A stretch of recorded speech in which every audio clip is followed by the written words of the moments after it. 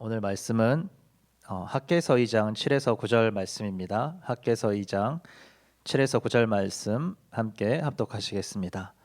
또한 모든 나라를 진동시킬 것이며 모든 나라의 보배가 이르리니 내가 이 성전의 영광이 충만하게 하리라. 만군의 여호와의 말이니라. 은도 내 것이요 금도 내 것이라. 만군의 여호와의 말이니라. 이 성전의 나중 영광이 이전 영광보다 크리라. 만군의 여호와의 말이니라. 내가 이곳에 평강을 주리라. 만군의 여호와의 말이니라. 아멘. 네, 은과 금이라는 제목으로 오늘 말씀을 볼 텐데 오늘 본문 말씀은 이제 다리오 왕 제2년 7월 21일에 여호와의 말씀이 선지자 학개에게 임하여서 이렇게 두 번째 예언이 풀어지는 내용입니다. 그래서 옛 성전, 과거 솔로몬의 그 아름다웠던 그 성전과는 비교할 수 없는 굉장히 초라한 성전을 지금 공사하고 있는 이 스룹바벨과 여호수아에게 낙심하지 말고 스스로 굳세게 하고 격려하라라는 그 말씀 이후에 이제 본문 말씀이 계속해서 이어지게 됩니다. 이 솔로몬의 성전이 얼마나 크고 아름다웠는지 저희가 이제 잘 알고 있습니다. 매우 많은 건축 자재들과 장식물로 꾸며져서 이 너무나 크고 아름다웠을 뿐만 아니라 하나님의 그 놀라운 영광의 임재가 임해서 그곳에서 사람들이 서 있을 수가 없었던 주님의 그 현현하신 임재가 그곳에 있었던 아름다운 성전이었습니다. 그 당시에 이스라엘이 또한 매우 강대국이어서 많은 나라들로부터 왕들이 그 성전과 이제 솔로몬의 그 지혜를 보기 위해서 찾아왔던 이스라엘의 전성기가 있었습니다. 사실 지금 이 성전을 재건하는 이 이스라엘의 상황을 보면 포로된 백성이죠. 성전 공사를 할 수 있는 것만도 사실은 감사한 그런 상황이었습니다. 그런데 이 성전 재건을 위해서 흘리는 땀과 노력이 매우 소중하지만 사실 그것을 저희들이 드릴 때 그 이스라엘의 현실과 또 새롭게 재건하고 있는 이 성전의 모습이 과거의 그 영광을 생각해 볼 때 굉장히 초라하게 보여서 그들이 낙담할 수도 있었던 상황이었던 것 같습니다. 그래서 하나님께서 학개를 통해서 성전 재건을 도맡아 이끌고 있는 스룹바벨과 여호수아에게 스스로 굳세게 하라라고 격려하십니다. 스룹바벨아 스스로 굳세게 하라. 여호수아야 스스로 굳세게 하라라고 한 명씩 정확하게 지목하셔서 굳세게 하라고 주님께서 말씀하십니다. 그리고 애굽에 나올 때 주셨던 하나님의 언약과 같이 하나님의 영이 계속해서 함께하고 있으므로 두려워하지 말 것에 대해서 주님 말씀하고 계십니다. 근데 이 말씀이 굉장히 중요한 말씀인 이유는 이미 망한 것 같이 보이는 그런 상황에서 하나님께서 애굽에서 나올 때 그 언약을 언급하셨기 때문입니다. 그래서 이 말씀이 7절과 9절 말씀으로 이렇게 이어지는데 다시 한번 7에서 9절 말씀을 한번 보시겠습니다. 7에서 9절 말씀 시작. 또한 모든 나라를 진동시킬 것이며 모든 나라의 보배가 이르리니 내가 이 성전의 영광이 충만하게 하리라. 만군의 여호와의 말이니라. 은도 내 것이요 금도 내 것이라. 만군의 여호와의 말이니라. 이 성전의 나중 영광이 이전 영광보다 크리라. 만군의 여호와의 말이니라. 내가 이곳에 평강을 주리라. 만군의 여호와의 말이니라. 아멘. 이스라엘 백성들이 애굽에서 나올 때를 여러분 우리가 한번 생각해 보시면 어떻습니까? 노예 백성에서 탈출했어요. 노예 백성에서 탈출하는 민족이었는데 언약을 따라서 하나님께 언약을 받고 이 약속의 땅으로 들어가니까 이스라엘 민족이 세워졌습니다. 그리고 애굽에서 나올 때도 어떻게 나왔나요? 굉장히 많은 재물들을 가지고 이렇게 나오게 되죠. 그래서 이 금은을 비롯한 많은 재물을 가지고 나왔고 그 모든 나라의 보배가 이르는 모습이 아까 솔로몬의 그 전성기를 얘기했던 것처럼 그 포로된 민족이 나와가지고 이 영광스러운 하나님 나라 백성으로 세워지는 일들을 경험했는데 하나님께서 지금 그 언약을 이야기하고 계시는 거죠. 그래서 이 모든 나라들이 진동하고 할 것이다라는 이 말씀이 이들에게 얼마나 힘이 될까를 생각해 보십시오. 우리가 일제 강점기에 갇혀 있는데 언제까지 이 일본 힘이 너무 강하게 보여서 과연 무너질까라고 생각하고 있는 마치 그런 모습일 수도 있겠죠. 자신들이 포로로 잡혀서 끌려가는 이 상황에서 이 나라가 과연 무너질까, 우리가 다시 회복할 수 있을까라고 하는 생각을 하고 있을 때 주님이 내가 흔드시겠다라고 주님께서 말씀하고 계시는 것입니다. 그래서 우리가 경험하고 있는 이 포로 생활이 끝이 아니다라는 것을 주님께서 말씀하고 계시는 것이죠. 그래서 이 포로들에게 수많은 재정이 부어졌을 때 생각해 보세요. 다 빼앗겨 버리겠죠. 자기들을 억압하고 있는 나라들이 금은보화를 발견했을 때 어떻게 하겠습니까? 다 빼앗아 가버리겠죠. 근데 하나님께서 먼저 흔들어 버리시고 내가 모든 나라의 보물을 너희에게 보내줄 텐데 라고 말씀하시면 이제 그 나라가 다시 회복되고 세워졌기 때문에 그 보물을 간직하고 지킬 수 있는 나라로 회복될 수 있다라는 비전이 그들에게 심어지게 되는 것입니다. 그래서 이렇게 포로들에게 수많은 재정들이 들어왔을 때 우리가 회복될 수 있구나. 이집트에서 나온 애굽 백성들이 애굽에서 나온 그 이스라엘 백성들이 이스라엘을 세우고 전성기를 누렸을 때처럼 우리가 지금은 패로되었지만 우리가 하나님 나라 백성으로 다시 회복될 것이다라는 이 비전을 주님께서 심어주시는 것이죠. 그래서 지금 너희가 재건하고 있는 성전이 굉장히 초라해 보일 수 있을지라도 너희가 힘을 내어야 된다 라고 말씀하십니다. 이 하나님의 성전에 결국에는 그 영광이 충만할 것이다 라고 주님께서 말씀하고 있습니다. 성전이 초라하고 재건할 물품이 부족해 보이느냐라고 주님께서 물으시며 은도 내 것이고 금도 내 것이라 이렇게 말씀하십니다. 모든 나라에서 보배들이 그 나라로 몰려질 수 있겠느냐라고 말씀하실 때 하나님이 은도 내 것이고 금도 내 것이다 라고 이렇게 말씀하십니다. 애굽에서부터 그 언약을 이루어가는 하나님을 바라보라고, 애굽에서 가지고 나왔던 그 많은 금은보화를 생각해 보라고, 또 솔로몬이 다스리던 그 이스라엘의 부귀영화를 생각해 보라고 주님께서 말씀하고 계십니다. 은도 내 것이고 금도 내 것이고 내가 다시 이를 너희들에게 행할 수 있다라고 주님께서 이야기하고 계십니다. 이 솔로몬의 그 성전의 영광을 생각해 보아라. 내가 다시 그 영광을 너희에게 줄 수 있다라고 주님께서 말씀하고 있는 것이죠. 그래서 힘을 내서 이 성전을 재건하라 이렇게 말씀하실 때 성전 재건이 중요한 이유가 무엇입니까? 하나님께서 이스라엘 백성의 하나님으로 그 성전에 함께 계시면서 내가 이 이스라엘의 하나님이다. 그리고 이 이스라엘 백성이 그 성전에 나와서 하나님을 섬깁니다라는 것을 상징적으로 보여주는 아주 대표적인 상징이기 때문입니다.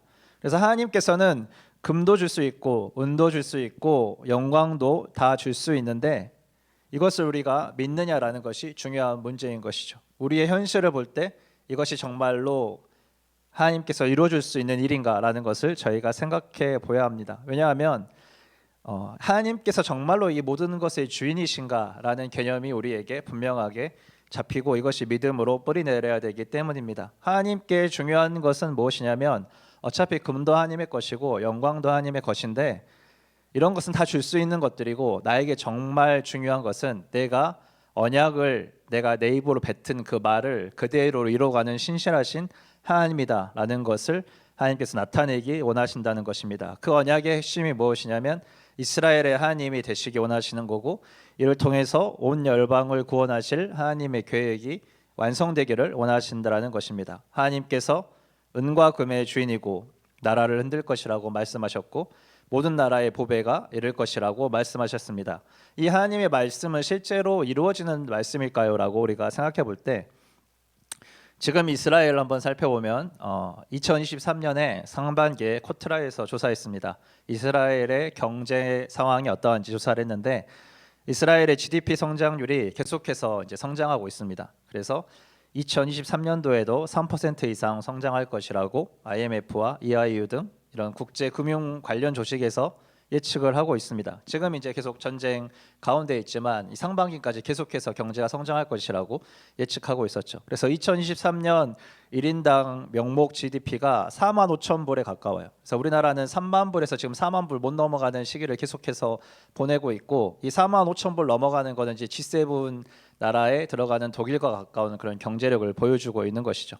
그래서 이스라엘 중앙은행이 2023년 5월에 발표한 그 이스라엘의 고용 시장을 보면은 굉장히 놀랍습니다. 25세에서부터 64세까지 실업률이 4%밖에 안 돼요. 다 취직해가지고 일을 할 수 있고 세계에서 미국 다음으로 가장 많은 스타트업들이 있는 나라가 이스라엘입니다. 그리고 또 제가 잘 알고 있는 것처럼 이스라엘 밖에 있는 유대인들이 가지고 있는 재정이 어마어마하죠. 그래서 모든 곳에서 이 재물이 다 이스라엘로 모여질 수 있는 모든 조건들이 계속해서 갖추어지고 있는 것입니다. 그래서 우리가 이 당시에 사람들이 보지 못했을지라도 우리는 계속해서 성경 말씀을 볼 때 하나님의 말씀이 계속 우리 안에서 실현되고 있는 것들을 저희가 바라보고 있더라는 것이죠. 하나님께서 아브라함에게 말씀하셨고 애굽에 나올 때 또한 언약하셨던 말씀이 이제는 예수님께서 다시 오신다라고 저에게 주셨던 그 언약으로 이어져서 이 언약이 완성될 때 우리가 이전 영광과 좋게 비교할 수 없는 하나님 나라의 큰 영광을 보게 될 것입니다. 그런데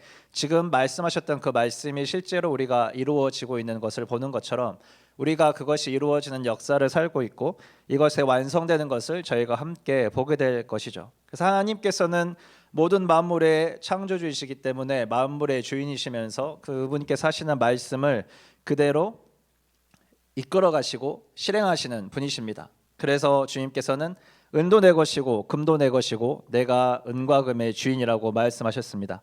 그렇다면 우리는 어떨까라고 생각해 보아야 된다는 거죠. 하나님께서 금과 은을 만드셨던 것처럼 하나님께서 우리를 만드시고 우리를 향한 계획을 가지고 계시고 내가 너희의 주인이다, 너희가 나의 소유다 라고 하나님께서 말씀하시는데 우리가 믿음으로 아멘하고 반응할 수 있느냐라는 질문을 오늘 드리고 싶은 것입니다. 그렇기 때문에 하나님께서 소중하게 여기시는 것이 우리에게 소중하게 여겨져야 된다라는 것이죠. 아까 하나님께서 소중하게 중요하게 생각하는 것이 무엇이라고 했습니까? 언약이 이루어지는 거잖아요. 하나님의 언약이 우리에게 이루어지는 것입니다. 예수님께서 다시 이 땅에 오셔서 하나님의 나라가 온전히 회복되는 것입니다. 그래서 지금 우리의 현실을 볼 때 우리가 무엇인가 하나님 나라를 위해서 헌신한다고 하는데 학개서에 말한 것처럼 너무 초라해 보이는 것 같고 너무 없는 것 같고 그런 것 때문에 우리가 낙담하고 있지 않느냐라는 것이죠. 하나님께서 이게 말씀을 준비하는데 계속 그런 마음을 주시는 거예요. 너희 스스로 격려하여라. 너희 스스로 격려하여라라는 마음을 많이 주십니다. 우리가 함께 예배드리고 섬기는 현장에서 우리가 기도하는 그곳에서 아직 우리가 기도했던 것들의 열매들이 온전히 이루어지지 않고 우리의 눈에 보기에 열매가 없을 것처럼 보일지라도 하나님께서 말씀하시는 것은 반드시 그곳에 하나님의 은혜가 임할 것이다라는 것입니다. 우리의 눈으로 보고 판단하는 것이 아니라 하나님의 말씀을 듣고 믿는 사람들, 이 사람들이 바로 하나님의 소유된 백성이자 하나님의 것입니다. 아멘. 그래서 우리가 이 시간 함께 스스로를 좀 격려하는 시간을 가지면 좋겠어요. 그래서 이 시간을 꼭 가지면 좋겠다라는 마음이 있는데 우리가 이 시간 스스로에게 먼저 얘기해 보겠습니다. 말씀을 믿자, 힘을 내자, 하나님의 언약을 바라보자. 아멘. 우리가 또 함께 옆 사람들을 좀 축복하는 시간을 가지면 좋겠어요. 그래서 바라보면서 말씀을 믿으십시오. 힘을 내십시오. 하나님의 언약을 바라보십시오. 우리가 함께 하나님 나라를 향해 달려가십시다. 아멘. 그래서 우리가 지금은 어떠한 모습으로든지 하나님 앞에 나오고 있을 때 우리가 하나님의 소유된 자들로서 하나님께서 중요하게 여기신 언약을 우리에게 반드시 이루어 주셔서 우리가 함께 다시 오시는 주님을 맞이하게 될 것입니다. 아멘. 그래서 오늘 주제인 이 금과 은에 대해서 조금만 더 생각해 보기 원합니다. 피조물이 창조의 목적에 맞게 사용되어야 되는데 하나님과 사랑의 관계를 누리고 또한 우리가 서로 사랑을 하기 위해서 우리가 창조되었습니다. 그리고 생육하고 번성하고 정복하고 다스리기 위해서 창조되었습니다. 금도 은도 사실은 다 정복하고 다스릴 피조물에 불과한 것들이죠. 그래서 인간은 오직 하나님만 섬기도록 창조되었고 십계명의 첫 번째도 하나님만 섬겨라라는 것이죠. 그래서 인간은 죄에 넘어지고 사망의 종로로 타는 이 이상한 일들이 시작되면서부터 하나님께서 주셨던 이 창조의 목적이 다 틀어진 세상을 지금 살고 있는데 우리가 오직 하나님만 섬기도록 창조된 사람들이라는 것을 인식하면서 보면 좋겠습니다. 오직 하나님만 섬기도록 창조된 인간이 우상을 섬기기 시작했습니다. 처음에는 이제 나무나 돌 같은 하나님이 만들어 놓으신 것들을 보고 이제 우상을 삼았는데 이제 자신이 상상한 것들이 이제 눈에 보이는 우상으로 바뀌기 시작했어요. 그게 뭘까요? 이제 바알 신이라든지 아세라처럼 풍요의 신이다, 다산의 신이다, 자기들이 생각했을 때 원하는 물질들을 이제 채워줄 수 있는 것, 자기들이 잘 살 수 있게 만들어주는 것, 자기들을 생존할 수 있게 만들어주는 것들이 이제 우상이 됐거든요. 근데 이 우상 중에 가장 큰 우상이 뭐냐면 이제 돈이 우상이 되는 거예요. 왜냐하면 그들의 상상이 정확하게 실제가 돼서 나타났어요. 그 다산을 줄 것이다, 물질을 줄 것이다, 풍요롭게 할 것이다가 아니라 자기가 상상한 그 재정이 돈이 실제로 우리 눈앞에 현실에 대해서 나타나서 이것이 우리에게 우상이 되었습니다. 하나님께서는 우상을 만들어서 섬기지 말라고 했는데 우리가 생각한 바를 그대로 숫자를 현실화해서 돈을 만들어서 우상을 섬기고 있는 것이죠. 그래서 영원히 생육하면서 번성하면서 살아야 되는데 죽지 않기 위해서 몸부림치기 위해서 이 돈이 필요한 그러한 인식을 가지고 사람들이 살게 되었습니다. 그래서 이제 우리 눈에는 다른 것보다 이 돈, 사람들이 말하는 이 재정이 가장 큰 우상이 돼서 결국에는 하나님을 대적하여서 나아가고 있죠. 이게 성경에서 말하는 이 마지막 때 하나님과 대적할 수 있는 것, 만몬의 우상이라고 얘기하는 것처럼 지금 명확하게 우리의 눈앞에서 이루어지고 있는 현실이 그대로 이 돈을 섬기는 우상의 모습들을 볼 수 있는 그것을 저희들이 알 수 있습니다. 우리가 부자 청년 이야기를 한번 생각해 보면 어떻습니까? 남들은 돈이 있으면 행복하다고 이렇게 얘기하고 있고, 남들보다 돈이 없으면 내가 실패한 것 같고, 내가 돈을 좀 가지고 있으면 안심할 수 있을 것 같고, 내가 좀 돈이 없으면 쫄리고, 이제 이런 삶을 우리가 살아가고 그런 세상에서 우리가 훈련을 받고 있죠. 자꾸 생각이 그런 쪽으로 가게 돼요. 내 통장에 숫자 얼마 찍히나. 요즘은 이렇게 하죠. 핸드폰 앱에 로그인 했는데 숫자가 어디까지 찍혀 있나, 뒤에 동그라미가 몇 개인가, 이제 이런 숫자를 우리가 이제 보게 되는데, 부자 청년 이야기를 생각해 볼 때 하나님께서 말씀하셨던 게 내가 평생 다 먹고 살 것을 창고에 쌓아놨다 그랬어요. 지금으로 따지면 로또가 된 거죠. 그래서 이제 완성이 됐는데 통장에 잔고가 너무 많은데 하나님께서 마음껏 즐기고 누리려고 하는 청년한테 말씀하십니다. 내가 오늘 밤 내 목숨을 취하면 그것이 누구의 것이 되겠느냐라고 말씀하시는 것이죠. 그래서 이것이 누구의 것이 될까요?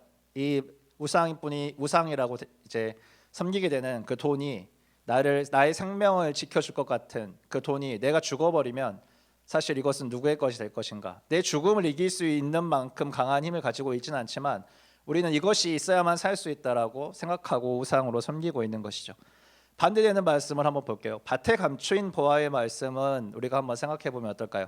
밭에 감추인 보화, 우리에게 영생하도록 살 수 있도록 그 주시는 감추어진 하나님의 말씀, 그러나 결국에는 드러나서 우리에게 빛을 주시는 그 생명의 말씀을 우리가 발견하게 되면 너의 가진 것을 다 팔아가지고 그 밭을 소유해야 되지 않겠냐라고 주님이 말씀하시는 것입니다. 그래서 우리가 가진 것을 다 팔아서 하나님의 것을 소유해도 썩어질 이 땅의 것이 아니라 영원한 하나님 나라가 우리에게 소유가 된다라는 것이 주님의 말씀이신 것이죠. 이러한 이 관점을 가지고 살아갈 때 예수님께서 다 말씀해 주셨어요. 예수님께서 이런 것을 다 말씀해 주셨거든요. 야, 너희가 썩어질 것을 가지고 살지 마라. 이거 이미 구약의 시편에서도 다 나온 얘기들이죠. 그런데 주님께서 정작 말씀하셨던, 주님을 가장 옆에 따랐던 그 가룟 유다는 은자 몇 푼에 주님을 팔았습니다. 그리고 아나니아와 삽비라도 마찬가지예요. 돈 몇 푼 챙기려고 뒷주머니 찾다가 나는 다 드렸는데요 라고 거짓말하고 결국에는 죽게 됩니다. 유다도 자살했고 아나니아와 삽비라도 죽음을 맞이합니다. 생명을 내가 이 돈이 있으면 지킬 것 같고 내가 이 돈이 있으면 조금 보유할 것 같다라고 생각했는데 이 돈을 좀 지키고자 몸부림쳤을 때 그들이 맞이하는 것이 결국에는 죽음이라는 것이죠. 죽음을 벗어날 수 없는 현실이 그들에게 있습니다. 믿음으로 살아간다고 하는 저희들이 이 바울의 고백과 같이 그러한 마음이 원인데 육신이 약하다라는 이 말씀을 우리가 계속 이제 생각해 보게 되는데, 눈에 보이는 현실에 굉장히 영향을 안 받으려고 해도 사실 우리가 받게 되잖아요. 그 성전을 재건하는 사람들이 안 바라보려고 해도 현실에 당장 재료가 없는데 어떻게, 이런 것처럼 우리 안에 당장 어쩔 수 없는 것들이라든지 우리가 하나님 앞에 주님 저는 믿음으로 드리고 싶은데요 제가 사실은 너무 연약해서 드릴 수가 없어요라는 그러한 부분에서 중요한 것은 무엇이냐면 하나님께서 우리의 하나님이시고 내가 애굽에서 나왔을 때 주었던 그 언약대로 우리를 이끌어 가신다. 예수님께서 내가 다시 올 거야 라고 말씀하셨던 그 언약대로 우리를 이끌어 가신다라는 것이 우리에게 중요한 것이죠. 그래서 우리는 돈이 있어서 살 수 있는 것도 아니고 돈을 가질 수 있는 능력이 있어서 살 수 있는 것도 아니고 우리가 살 수 있는 것은 하나님의 은혜뿐이다. 성령님의 도움이 필요합니다. 나는 주님 너무 원하는데 사실 제가 너무 약해요라고 얘기할 수 있는 것이 용기인 거죠. 믿음인 거죠. 그리고 나서 끝나면 안 되고 어디로 넘어가야 됩니까? 그래서 우리가 하나님의 말씀을 믿고 구합니다. 성령님 도와주십시오. 주님의 언약이 이루어지기를 내가 소망하고 하나님의 나라가 세워지기를 내가 소망합니다 라고 우리가 스스로를 격려하면서 서로를 격려했던 것이 방금 오늘 말씀을 통해서 우리가 함께 했던 일이라고 생각됩니다. 성경에 말하는 금과 은, 이 돈을 바르게 쓴다라는 것이 무엇일까 우리가 한번 생각해 보면 좋겠어요. 세상이 말하는 것이 아니라 성경에서 말하는 것은 무엇인가? 창세기 2장에서 에덴 동산에서 강물이 막 흘러나왔습니다. 그래서 이 네 강이 흘러나와서 온 땅을 적실 때 그 땅에 이 비손이라는 땅이 있어요. 금과 진주와 호마노 보석으로 그 땅이 이루어졌다라고. 사실 하나님께서 창조하신 땅이 얼마나 아름다운가, 하나님께서 행하신 일이 얼마나 아름다운가, 귀함과 가치가 있는가를 표현해주는 그러한 용도로 사실은 사용되는 게 돈이었다라는 것이죠. 그래서 하나님께서 이 물질의 주인 되시고 하나님께서 창조하신 것은 너무나 아름답다라는 관점이 창세기에서 가장 처음에 이 금은보화로 저희들에게 다가오게 되는 것입니다. 요한계시록을 생각해 보십시오. 성경의 가장 마지막에서도 하나님의 아름다운 그 나라의 영광과 하나님의 그 아름다운 모습을 설명할 때 어떻게 얘기합니까? 금과 은을 통해서 얘기하잖아요. 보석을 통해서 얘기하잖아요. 하나님 나라의 성전의 모습을 이러하고 하나님의 그 불타오르는 눈과 주님께서 입고 계시는 그 아름다운 모습들을 우리가 바라볼 때 주님께서 아름다우고 영화로우시다라는 것을 설명하기 위해서 우리가 눈으로 보고 우리가 알 수 있는 그 가장 아름답고 소중하게 느낄 수 있는 그 가치들을 주님께서 빗대어 설명하시려고 저희한테 보여주시는 것이죠. 눈에 보이지 않기 때문에 너희가 이것을 보고 상상해 보아라라고 그 용도로 주님께서 만들어 놓으신 게 첫 번째 목적이라는 것입니다. 오늘 본문의 말씀과 같이 솔로몬의 성전에서도 그 영광이 너무 아름답고 그곳에 들어가는 그 재정이 엄청난 게 다 하나님의 영광을 위해서다라고 저희들이 생각해 보지 않겠습니까? 그리고 이제 두 번째로 우리가 과부의 두 랩돈을 생각해 보면 돈은 하나님께 드리는 우리의 전심이 나타나는 거예요. 우리의 진심이 드러나는 것이죠. 삶의 전부를 드리는, 이것이 나의 삶을 지탱하고 있는 전부인 것 같지만 하나님, 제가 하나님께 드립니다. 나의 삶을 주님께 드립니다. 이 마음, 하나님께 드리는 나의 헌신과 사랑의 가치를 또 나타나기 위해서 사실 재정들이 사용되고 있는 것이죠. 하나님께서는 그래서 네가 얼마 냈는데 뒤에 공이 몇 개냐라고 따지지 않으신 거죠. 너가 가지고 있는 너의 가장 소중한 것을 나에게 다 주었다라고 주님께서 인정하여 주시는 것을 저희가 볼 수 있습니다. 동일하게 사도 바울이 텐트를 만들어서 재정을 벌 때도 어떻게 얘기해요? 다른 사람들한테 내가 도움을 받아가지고 내가 복음을 전하는데 방해가 되지 않게 내가 이 재정을 벌어서 하나님께 온전히 헌신할 수 있도록 벌어들이는 것뿐이다. 하나님 나라의 영광을 위해서 사용되는 것뿐인 거죠. 그 바울이 삶이 하나님께 온전히 드려지고 하나님께 온전히 영광 드려질 수 있도록 교회에서 모여진 재정이 다른 교회로 가는 것은 무엇입니까? 그 교회들이 살아나서 온전히 하나님의 영광을 위해서 세워질 수 있도록 사실 사용되는 것이죠. 그래서 너희들의 헌신이 굉장히 아름답고 선하다라고 얘기하는 그 포인트에서는 너희들이 돈을 많이 보내서가 아니라 그 돈으로 인해서 우리의 믿음의 헌신과 하나님 나라가 확장될 수 있는 그 가치들이 실제로 통용될 수 있다라는 것이 중요한 것입니다. 그래서 가난한 자와 과부와 고아를 도와서 하나님이 서로를 사랑하라고 했던 그 말씀을 실천하면서 우리가 주님의 말씀에 순종하고 있습니다라는 것들을 드러내는 것, 또 도움이 필요한 사람들에게는 하나님께서 나에게 은혜를 주시는구나라는 그 가치로 통용이 되는 것이죠. 그래서 성경에서 최초로 금과 은에 대해서 언급한 사람이 누굴까요? 창세기 14장에 아브라함이 조카 롯을 구해오면서 멜기세덱에게 축복을 받고 그 하나님께 이제 10분의 1을 드리죠. 근데 소돔 왕이 아브라함에게 이렇게 이야기합니다. 야, 사람만 돌려주고 내가 대차 좋은 물건은 그냥 너 가져라. 약간 이렇게 얘기해요. 근데 아브라함이 자신의 가치관을 딱 드러내죠.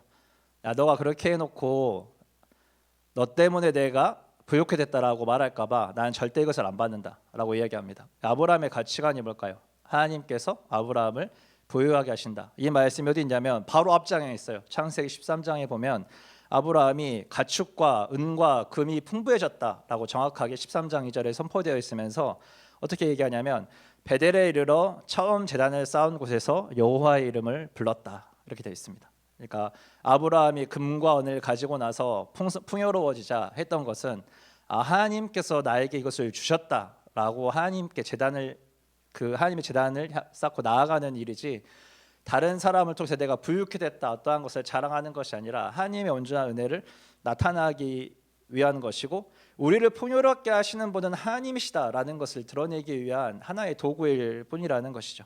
그래서 마지막으로 우리가 이 성전과 희생 제물을 생각해 보면 어떻습니까?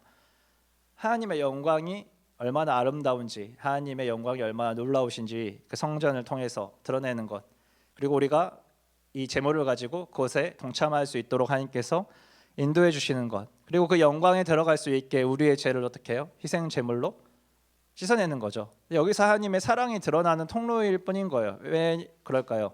주님께서 속죄 제물을 가지고 올 때 어떤 사람은 양을 가지고 오는데 너가 재정이 너무 없냐? 그러면 집 비둘기라도 가져와라 라고 주님께서 유예를 해주시는 거죠. 이해를 해주시는 거죠. 각자의 소유에 맞게 주님께서 은혜를 베푸시면서 우리의 어떠함과 상관없이 하나님의 은혜가 동일하게 적용될 수 있다라고 설명해 주시기 위한 하나의 도구라는 것입니다. 그래서 우리가 이 금과 은이 하나님의 하나님 되심을 나타내기 위해 사용되어져야 된다라는 관점을 가지고 살아가야 되면서, 동시에 우리도 창조된 피조물이기 때문에 하나님의 영광을 위해서 그 창조의 목적대로 살아가야 된다라는 것을 주님께서 말씀하고 계신다라고 믿습니다. 우리는 이 금과 은을 다스리며 하나님을 섬기고 서로를 돌보는데 사용해야 되는 것이죠. 이것이 창조의 목적대로 올바르게 살아가게 되는 것이라고 생각됩니다. 지금 재건하는 성전이 과거의 성전과 비교할 수 없다라고 낙담할 필요가 없습니다. 내가 가진 재정과 환경이 남들보다 적다고 낙담할 필요가 없습니다. 반대로 성전이 크고 아름다워졌다고 교만할 필요도 없습니다. 자랑할 것도 없습니다. 죽을 때까지 내가 쓸 돈이 다 모였다고 안심할 것도 없고, 죽을 때까지 쓸 돈이 없는데요 라고 저희가 걱정할 필요도 없습니다. 우리가 믿는 것은 하나님께서 그의 언약대로 우리를 이끌어 가시면서 우리를 부유하게 하시고 영화롭게 하시고 풍성하게 하신다라는 것입니다. 우리가 영원히 썩지 않을 그 하나님 나라의 재물과 그 영원한 하나님 나라의 영광으로 들어갈 수 있도록 우리를 인도하시고 채우실 분이 하나님이시기 때문에, 우리가 보았던 그 어떠한 이전 영광보다도 더 풍성한 하나님의 영광이 우리에게 주어질 것입니다. 아멘. 그래서 우리가 이것을 바라보고 함께 지금 이 자리에서 성전을 재건하는, 우리가 지금 이 자리에서 기도를 쌓고 하나님 나라를 향해 예배하며 나아가는 일들을 멈출 수가 없는 것입니다. 우리의 마음을 우리가 이 시간 새롭게 다잡으면서 이제 우리를 격려하면서 하나님 앞에 나아가면 좋겠습니다. 우리가 어떻게 하면 이 창조의 목적을 따라 더 살아갈 수 있을지, 어떻게 우리의 주인 되신 하나님께 하나님의 소유인 것들을 온전히 드리면서 나아갈 수 있을지 함께 묵상하면서 기도하시면 좋겠습니다. 우리 이 시간 주신 말씀을 가지고 같이 기도할 때, 첫 번째는 하나님의 하나님 되심을 우리가 이 시간 올려드리면서 기도하면 좋겠습니다. 하나님께서 우리의 주인이시고 하나님의 언약은 반드시 이루어질 것입니다. 이 믿음이 우리에게 있습니다라고 우리가 이 시간 하나님께 올려드리면서 나아가시겠습니다.